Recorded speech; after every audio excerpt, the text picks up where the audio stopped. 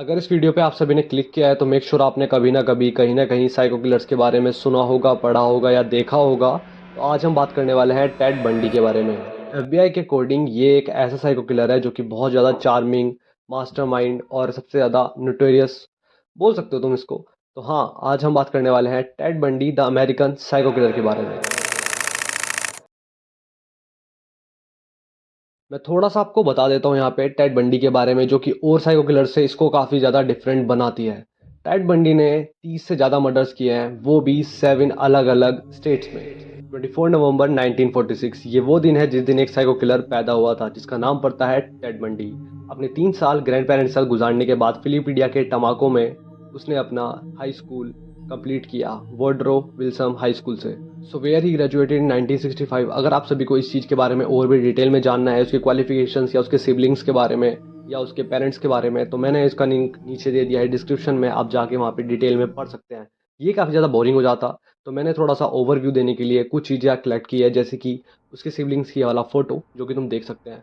इसके पेरेंट्स के बारे में आगे मैं और डिटेल में बात करने वाला हूँ, जो कि काफ़ी ज़्यादा इंटरेस्टिंग एंड एक ऐसी शॉकिंग चीज़ होती है जो कि उसको कभी पता ही नहीं चल पाता कि उसकी रियल मॉम थी कौन।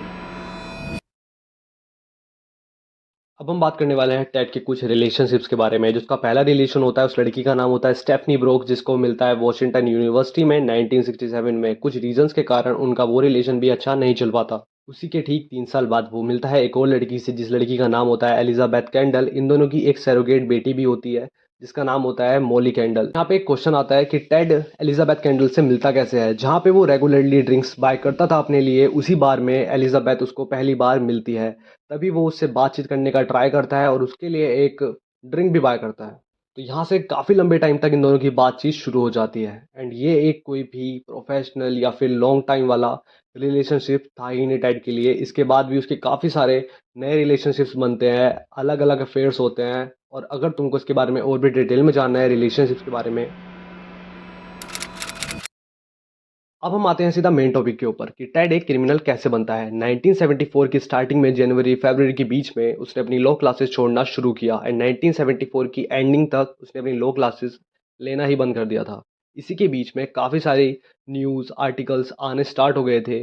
लोगों को पता चलना स्टार्ट हो गया था कि कुछ तो गड़बड़ है।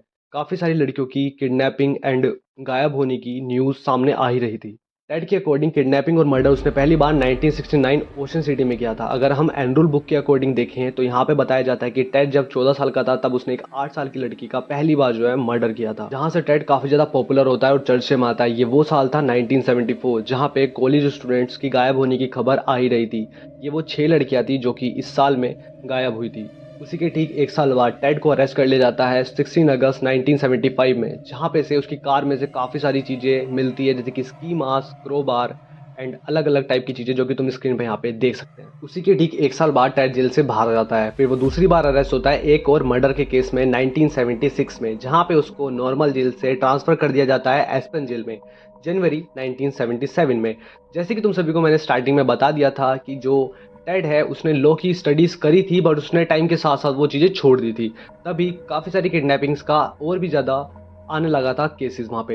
एंड दूसरी चीज़, अब जब वो एस्पेन जेल में गया तो वहाँ पे उसने अपना केस खुद लड़ा। जैसे कि मैंने तुम सभी को बताया था स्टार्टिंग में ही कि टेड अपनी लॉ की स्टडीज़ टाइम के साथ उसने छोड़ दी थी, बट यहाँ पे एस्पेन जेल में जाने के बाद उसने एक लेटर लिखा कोर्ट को कि मेरे को अपना केस खुद लड़ना है, जहाँ पे उसको ये परमिशन भी मिल जाती है। और एस्पेन जेल में उसको हथकड़ियाँ लगाई जाती है, बट वो इसलिए खोल दी जाती है क्योंकि उसको अपनी स्टडीज़ करनी थी वहाँ पे लॉ की। तो वहाँ की जो लाइब्रेरी थी उसको वो एक्सेस कर लेता था बिना हथकड़ियों के भी। तो वहाँ पे से वो काफ़ी सारी बुक्स को रीड करता है एंड अपना केस लड़ने का खुद यहाँ पे पूरा ट्राई करता है, जो कि इसको कोर्ट ने भी परमिशंस दे दी थी। उसी जेल की लाइब्रेरी के सेकंड फ्लोर से वो कूद कर भाग जाता है एस्पेन के माउंटेन्स की तरफ, जहाँ पे वो एक कैबिन को चुराता है। एंड दूसरी चीज़ कि वो 2 दिन जंगलों में गुजारने के बाद वापस एस्पेन लौटता है, जहाँ पे वो दोबारा से एक कार चुराता है किसी बंदे की, एंड वहाँ पे उसको पुलिस वाले दोबारा से पकड़ लेते हैं। टेड दूसरी बार प्लान बनाता है वहाँ से भागने का, जहाँ पे वो अपना काफ़ी ज़्यादा वेट लॉस करता है। जिस शेल्टर में उसको रखा जाता है उसी के रूफटॉप को वो कट करता है एक हैक्सो से, एंड अपना वेट लूज करने के कारण वो ईजिली उसको कट करके, जैसे कि तुम यहाँ पे फोटो में देख सकते हो, ईजिली उसको वो कट करता है एंड यहाँ से दोबारा भागने की ट्राई करता है, जो कि सक्सेसफुल दोबारा से वो हो जाता है। टेड बाहर जाके कार और कपड़े चुराता है, जहाँ से वो निकल जाता है फ्लोरिडा की तरफ, जहाँ पे वो जाके सोचता है कि मेरे को जॉब करनी चाहिए, और अपना एक फेक नाम रख लेता है। उसका फेक नाम जो होता है उसका नाम था क्रिस हेगन। वहाँ पे से 4 लड़कियों के ऊपर अटैक करने की न्यूज़ आती है एंड एक चीज़ और बहुत ज़्यादा शॉकिंग कि वहाँ पे एक 12 साल की लड़की का रेप और मर्डर की भी केस सामने आता है। एक दिन फ्लोरिडा की सड़कों पे टेड अपनी गाड़ी चला रहा होता है जो कि चोरी की होती है। इसी कारण एक ऑफिसर डेविड ली करके उनको पकड़ लेते हैं, जहाँ पे उसका दूसरी बार ट्रायल होता है, जहाँ पे 250 से ज़्यादा रिपोर्टर्स उसको कवर करने के लिए आ जाते हैं। अब इस चीज़ से ना तुम ईज़िली अंदाज़ा लगा सकते हो कि टेड बंडी वहाँ पे कितना ज़्यादा पॉपुलर था, जो कि उसके ट्रायल के लिए दोबारा अरेस्ट करने के बाद उसको 250 से ज़्यादा रिपोर्टर्स कवर करने के लिए आए। टेड ने अपना केस खुद लड़ा, जहाँ पे उसके खिलाफ एक बहुत ही ज़्यादा ठोस सबूत मिल जाता है, जो कि एक टीथ बाइट्स होते हैं एक बॉडी के ऊपर से। टेड काफ़ी सारी चीज़ें कन्फेस कर लेता है, जैसे कि उसके relationships, kidnapping, murders and many more. 24 जनवरी 1989 ये वो दिन है जिस दिन कोर्ट ने काफ़ी बार चेंजेस करने के बाद एक फाइनल डेट दी टेड के मौत की। एक और इंटरेस्टिंग चीज़ तुमको यहाँ पे बताने वाला हूँ, अगर तुम सभी को नहीं पता तो टेड के ऊपर बहुत सारी मूवीज़, वेब सीरीज़ और बहुत सारी की सारी बुक्स लिखी गई थी उस 90s में। तो प्लीज़ तुम उनको जाके भी देख सकते हो अगर तुमको और ज़्यादा डीप या नॉलेज में देनी है। ये वीडियो मेरे को लगता है कि इनफ है तुम लोगों के लिए इतना जानने के लिए। बट ये एक ऐसा साइको किलर था जिसने इतने सारी चीज़ें करी, इतनी बार वो पकड़ा भी नहीं गया, पकड़ा गया तो भाग गया 2-3 बार तो।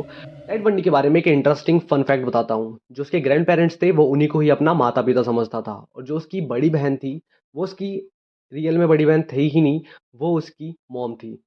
ये उसको मरने से पहले पता ही नहीं चला कि उसकी रियल मॉम जो थी वो उसी को अपनी बड़ी बहन मानता था, और जो उसके ग्रैंड पेरेंट्स थे वो उसको ये समझता था कि यही मेरे रियल पेरेंट्स हैं। तो ये इतना ज़्यादा कंफ्यूजिंग चीज़ है जो कि अभी तक क्लियर हुई भी नहीं है, या अगर हुई होगी तो तुम विकिपीडिया में जाके पढ़ सकते हो, डिस्क्रिप्शन मैंने लिंक दे दिया है। एक इतना ज़्यादा साइको किलर, मतलब इतना ज़्यादा मास्टरमाइंड बोल सकते हो, जो कि जेल से इतनी बार भागा, इतने सारे बंदों का उसने मर्डर किया एंड उसको ये चीज़ ही नहीं बताती अपने घर में ही कि उसकी रियल मॉम कौन है। आज के टाइम पे तुम बहुत सारी चीज़ें सुनते होंगे साइको किलर्स के बारे में, एक अलग-अलग टाइप के क्रिमिनल्स के बारे में, बट ये 90s का वो क्रिमिनल था जिसने पूरे अमेरिका को हिला दिया था। जब ये चीज़ सामने आई कि 30 से ज़्यादा उसने मर्डर्स किए हैं, किडनैपिंग्स की है, भागा है जेल से 2 बार, तो वहाँ पे उसको 250 से भी ज़्यादा रिपोर्टर्स कवर करने आए, और ये उस टाइम का सबसे ज़्यादा फेमस साइको किलर बन चुका था, जिसका नाम था Ted Bundy, American psycho killer.